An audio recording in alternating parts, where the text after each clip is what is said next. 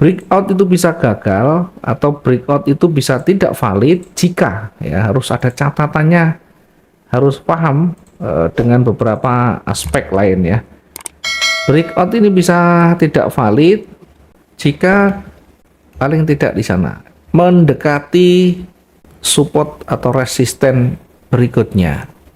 Jadi kalau naik break di pertama kemudian ternyata bersinggungan atau menyentuh mendekati resisten sebelumnya. Yang kedua, break itu juga bisa tidak valid ketika mendekati area range-nya atau terpenuhinya area range. Yang ketiga, break itu bisa tidak valid ketika ada penolakan panjang. Jadi saat dia break di atas, candle break-nya itu ada sumbu yang panjang. Maka itu juga nanti bisa tidak valid. Mendekati area support resisten, mendekati area range-nya termasuk retracement juga bisa. Ada penolakan yang panjang juga bisa. Kalau sudah terpenuhi, ada mendekati support resisten, penolakan yang panjang, ini bisa tidak valid ya. Bisa tidak valid itu artinya bahkan bisa memantul kembali. Jadi tetap diperhatikan dari sisi sebelah kiri yang terdekat. Oke, saya kembali lanjutkan ya. Misalkan ini bergerak turun. Nah, bergerak turun. Ini break di sini, perhatikan. Di sini break valid, tapi berbenturan atau mendekati area support, mendekati area supportnya. Sangat berdekatan dengan area supportnya, sehingga misalkan kita entry sell di sini terlalu dekat dengan targetnya, karena target yang paling mendekati itu dia berada di supportnya, sehingga sangat berdekatan dengan area supportnya. Kalau kita entry tidak cukup di situ, terlalu kecil. Jadi tadi break itu bisa tidak valid ketika mendekati, kalau dia turun ya, mendekati support berikutnya. Jadi yang ini ada support di break, kemudian ada support lagi. Demikian juga ketika naik juga sama ya, break itu juga bisa valid ketika dia masih belum terpenuhi range-nya, ketika dia masih aman, tidak ada kendala ya, tidak ada sentuhan. Nah sekarang kembali seperti ini misalkan ya, dia mulai mantul, maka kita tarik yang terdekat yang ada swing itu di sini, kemudian yang di sini. Yang valid yang mana? Resisten yang valid di sini. Sehingga kalau ini dilewati, berpeluang lanjut lagi. Tapi diingat, ketika dia sudah panjang, bagaimana dengan daily range-nya? Ya, range itu diambil dari yang terdekat ya. Satu hari kemarin diambil. Kalau satu hari kemarin sudah dilewati, maka gunakan beberapa hari terakhir atau di hari-hari sebelumnya yang lebih panjang. Contoh misalkan dia naik. Nah, ketika dia naik, maka range pertama itu berada di sini. Ya, ini di 2031 ini berdekatan dengan resisten, sehingga ketika ini di sini break, maka harus bersabar lagi untuk kita menempatkan posisi berikutnya ya, karena berdekatan dengan resisten. Akan lebih aman ketika kita sekalian di atasnya. Di atasnya ini di mana?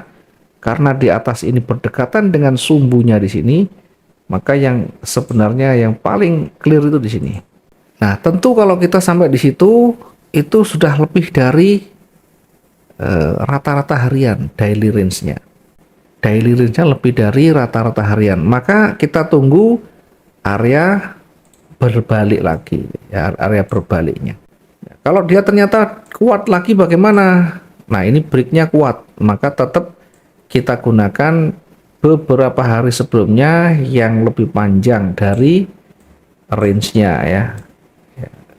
Nah kita bisa gunakan ini, atau kalau kita ini terlalu panjang ya, kalau yang panjang ini bisa berlipat-lipat, maka yang lebih mendekati itu di sini. Sehingga kita bisa gunakan ini, range-nya ini untuk menguji kekuatan bullish-nya. Ya, dari sini sampai ke sana ternyata masih lebih panjang ya. Yang hijau ini kan lebih panjang sudah. Kalau seperti ini bagaimana? Kalau seperti ini kita lihat waktunya jam berapa. Kalau waktunya sudah di atas jam 11 malam, maka lebih baik kita hindari untuk entry berikutnya karena berpeluang dia akan konsolidasi. Oke, kasus lagi ya. Kita harus banyak studi kasus ya biar kita nanti lebih banyak pemahaman ya, dan tentu bisa untuk sebagai acuan nantinya. Kita coba geser di sebelah kiri lagi misalkan ya. Kenapa kita harus review? Karena ke depan nanti membuktikannya lama, prosesnya panjang. Makanya kita review dulu ya. Kita review aja yang mungkin kita lihatnya acak seperti ini. Nah, kita coba awali dari 1 hari yang baru dimulai beberapa candle ya. Contoh misalkan di sini. 1 hari itu baru dimulai dengan beberapa candle seperti ini. Kita belum tahu kemana lebih kuat ya. Market ini akan bergerak kemana lebih kuat. Maka yang kita lihat adalah bagaimana candle-candle terakhir itu terbentuk atau bagaimana candle-candle terdekat itu terbentuk. Ya, yang terdekat itu hijau, kemudian ini rangkaian hijau ini cukup lumayan banyak. Ya, mulai dari merah sampai di sini terbentur, low-nya sampai di sini. Sehingga kita tandai low-nya. Ini low-nya di sini, kemudian ini low-nya sampai di sini. Ya, arahnya kita perhatikan yang terdekat ini high-nya, ini low-nya ya. Ini low-nya di sini.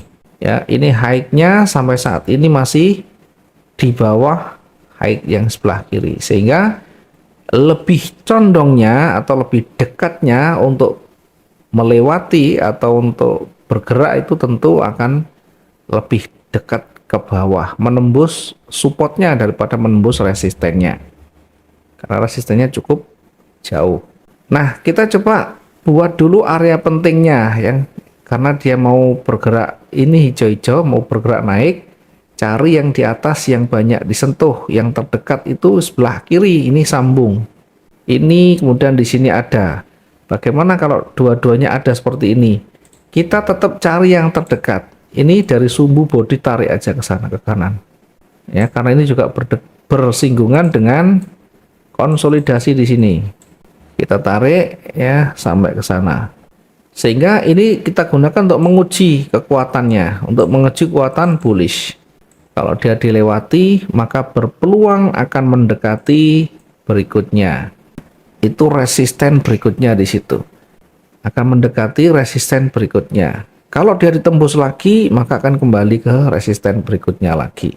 Oke, ini kita mencari area support dan resisten dulu ya. Nanti prosesnya panjang untuk yang lain. Kita sabar dulu, kita hanya fokus mencari support resisten dulu. Perhatikan ketika dia mulai melewati, ya, mulai dia bergerak naik sedikit, kemudian koreksi lagi.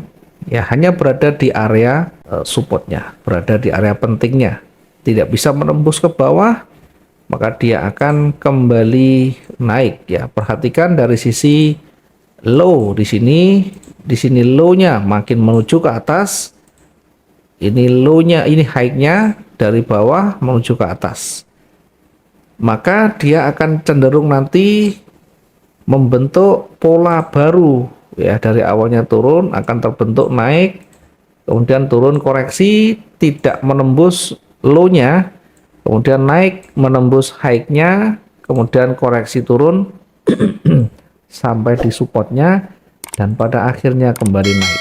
Nanti kalau dia turun, tetap kita uji di area ini lagi ya, di area supportnya lagi ya. Kita coba geser. Nah, dia mulai merah, nanti akan turun menguji di sini. Nah, ternyata tidak bisa menembus, bahkan hanya kecil saja.